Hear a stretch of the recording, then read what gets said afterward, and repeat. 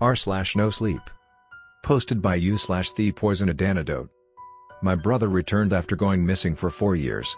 If he really came back, I'm in huge danger. 4 years ago, my older brother went missing. There was nothing to prompt it. At 24, he was a good guy. He got top marks in school and uni, stayed clean, was very well built, and had only one girlfriend who he was still dating up until the time he went missing. I say good because he was horrible to me, and being a pathological liar and a master at manipulation, he got away with practically torturing me for years. He was 10 years older than me, and it never stopped. I got seriously injured from him up until the day he went missing. He always told me he hated me and enjoyed every bit of pain he put me through. I tried telling people when I was younger, but everyone believed him. Never me. Eventually, I stopped trying. The day he went missing was the greatest and most satisfying day I ever lived. My brother returned after going missing for 4 years. If he really came back, I'm in huge danger. His car was still parked in the driveway, his wallet and phone were on his desk, and his keys in the bowl by the entrance. Police had very little to go off of. It was like he simply vanished. After a year or so, everyone but my mom gave up on the search for him, figuring him to be dead. She, like any good mother, remained hopeful. Everyone else knew better. I knew better. He showed up early in the morning, dropped off by a mysterious black sedan with tinted windows in front of the house. According to our CCTV, we couldn't catch the license plate and had no idea where the car came from or where it went. My brother came out in the same clothes he went missing in, obviously well nourished and with his clothes clean, save for an old, blackened stain on his chest, which people assumed was from the chili he ate the morning he went missing, and dirt on his shoes. The huge mystery came when he knew absolutely nothing. His memory cut the day he went missing, and resumed the second he stepped out of the cab of the car. He thought he was still 24, and honestly he could have been. A time skip was not one of the more outlandish theories the town had, considering everyone seemed to nod in agreement to aliens. Of course, his room was the same. My mom made sure no one touched it when he left for uni, and when he came back and then went missing, she did the same thing. She was so convinced that he would return that she allowed no one to move anything. She was devastated and heartbroken, so my dad and I just went along with it. The first night he came back, he spent it in the house.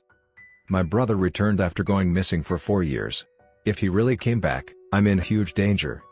I've always had my fun with you, but never got to finish the job, you little shit. I woke up suddenly in the middle of the night to him standing at the foot of my bed. He was looking down at me, with a huge grin on his face. Literally, it was a huge grin, curling, way too unnaturally, and twice as large as a normal mouth, as if the corners were cut open with a razor. My lamp was knocked over by my door and was under him, leaving a light shining up towards him, creating shadows going upward on his face, leaving black areas between his eyebrows and cheekbones for both eyes. The eyes. Although they were in void, the eyes were still visible somehow. It was as if they were emitting a soft light underneath the surface. They were glassy and glazed over, completely lacking blood and life. He was still wearing the same shirt and pants he went missing in, and the stain on his shirt looked menacing in the light. It looked oozing, pulsing, crawling, as if filled with worms and maggots.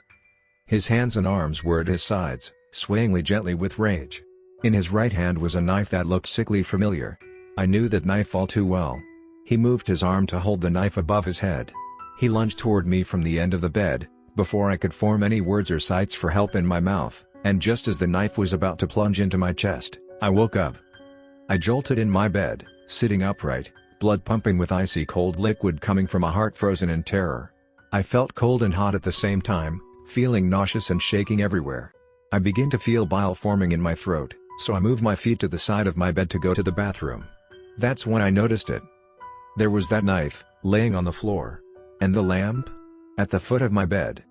At this point, I run to the bathroom and to do my business. After I'm done, I'm still shaking, so I splash my face with cool water. It seems to do the trick for a little, so I head back to my bed. The door was closed, which was wrong since I left it open to go to the bathroom, using the light from my room to navigate the hall.